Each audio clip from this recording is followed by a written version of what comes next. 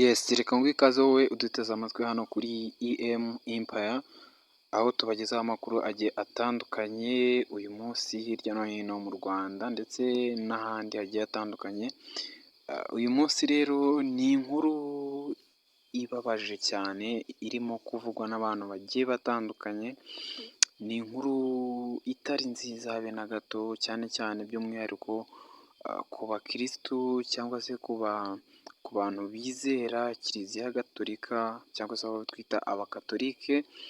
Muri make ino nkuru ntabwo ari inkuru ishimishije habe na gato, aho uyu mupadiri muri kubona yitwa Isaie Irankunda.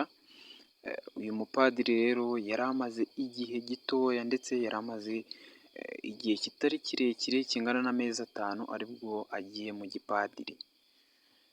Urumva rero ni inkuru itari nziza, aho uyu mupadiri Irankunda Isaie aho yaje kuba yitabye Imana.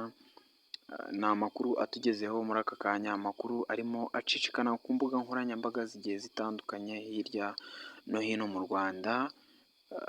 Bantu rero ni ukwitonda cyane, sinzi impamvu mu minsi mikuru, iminsi igiye kurangira, ibintu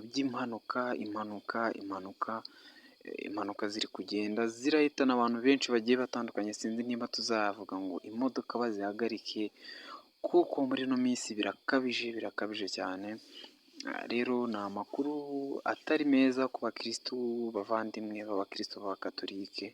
Ni inkuru itabashimishije habe na gato, keretse abantu bari babanzi b'ibyiza nibo hari yashimisha, ariko gusa ni inkuru itari nziza especially ku muntu uba warihaye uvuze ati mpaye ubuzima bwanjye bwose niyeguriye Uwiteka, mu gihe yari amaze amezi 5 yonyine agiye mu gipadiri.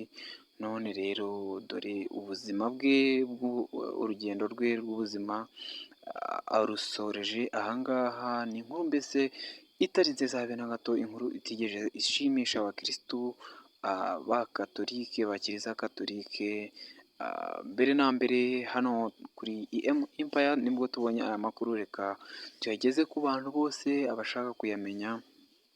Mbone rero no kwihanganisha abantu, abavandimwe, inshuti n'abavandimwe, umuryango wa Irankunda Isaie. Mwihangane, Imana ikomeze abasigaye, kandi reka twizere ko tuzahurira mu gitondo cy'umuzuko, Irankunda Isaie tugahoberana tugiye mu ijuru. Nizere ko ntabwo ari uguheranwa n'agahinda nubwo inkuru atari nziza. Nizere ko murakomeza gukomera, mu isi niko bigenda. Gusa muri ino minsi isoza umwaka ni iminsi igoye cyane, iminsi irimo igenda itwara abantu bagiye batandukanye, itwara abantu bacu. Gusa nubwo igenda itwara abantu, gusa ntabagendera gushira. Reka mbonereho kwihanganisha bwa kabiri abantu, inshuti n'abavandimwe n'umuryango wa Irankunda Isaie, harimo abapadiri bakoranaga, abamasera ndetse n'abakirisitu yayoboraga kuri Kiliziya yayoboragaho, nabo mbonereho kubihanganisha. Imana ikomeze ibahe umutima wo kwihangana ndetse no kuba mwasenga cyane, kugira ngo Imana igabanye impanuka ziri kuba muri ino minsi.